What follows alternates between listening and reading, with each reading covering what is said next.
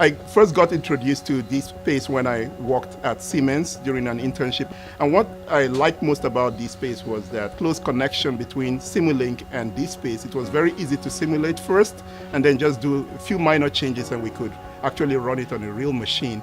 And so when I went back to my lab, I convinced my professor to buy dSPACE. And since I became a professor, dSPACE is what we've been using for that very reason. We have a lot of other applications for which we use dSPACE. One of them is a graduate course in mechatronics that we teach here at the University of Michigan.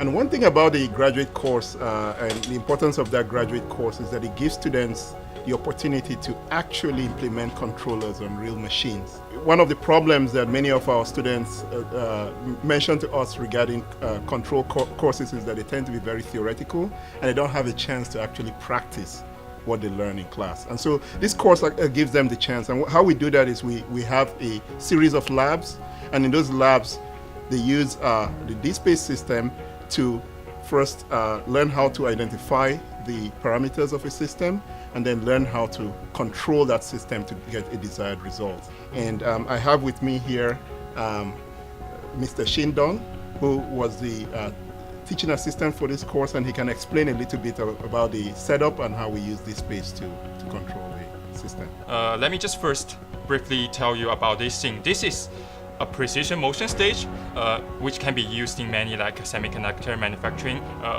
applications, and this one is a particular setup. On the bottom one is a commercially available like ball screw driven stage, which basically move in a single axis point of view. And what we did is we add something actual, which is a Fletcher based driven stage on top of this, just to give the students more opportunities to do more stuff on a different setup here.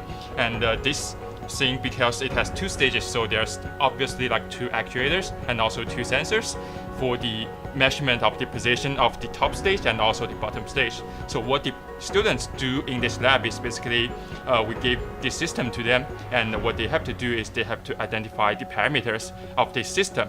And now they have all the parameters, they can build the dynamics of the system, and then they can design and build their controllers. What we ask them to do is we first ask them to build the controllers in Simulink and test it out and then we're gonna let them to use whatever the controller they build and the gains they have to be implemented actually on the dSPACE system we have there. So since dSPACE also use Simulink, so there's quite a direct transition between their simulation to the actual experiments we can show them. And what we did is I built like a Simulink program which is representing the controller for this, and then I just built like a control desk user interface for the student, and then I basically just show them a few minutes how that dSPACE works, and then the students was able to go there and actually work on the control desk, and they can get data, they can put their parameters in, they can use different trajectories to test out different part of the labs. So we think it's really helpful for the students to can really work on the machine and test whatever they learn in the theory on the actual system there. Yeah. And you may be wondering, you talked about the one in the middle, but you may be wondering about these two at the ends. And so these two are actually stages that Shin has built for his research. So while this was for teaching, but we also use these stages. These two stages are used for nano positioning, and Shin is working on that, how to position at the nanometer level, and he also uses dSPACE to control the systems that we've built here. Yeah.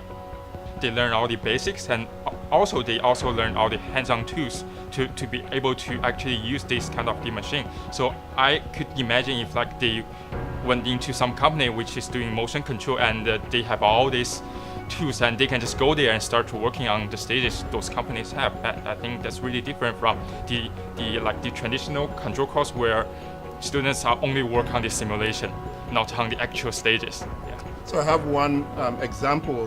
One of the students that took this class over the winter, who was for which Shin was a TA, went out to Siemens out here in Michigan and told them about what he had learned in the class and was able to demonstrate it. And he told me that that was very instrumental in getting him hired, because they saw that he knew how to really implement the systems on motion control systems, which is what he had to do at Siemens.